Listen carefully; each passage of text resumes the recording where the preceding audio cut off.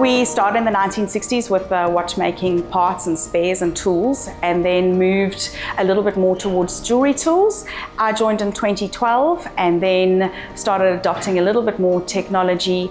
And over the 14 years that I've been here, we have now started acquiring a lot more partnerships with sole distributors, Endotherm, Blue Power, Birkin Plating Solutions, Lampert Welding, OTEC, those are just to name a few, and those are spread over very many industries.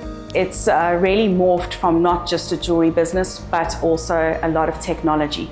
At Cave Tools, we are so excited about what the future holds and where we are going in the various different industries and how we can find those solutions to help your industry. Are you in the automotive? Are you in the aerospace industry? Have you gone into precision tools?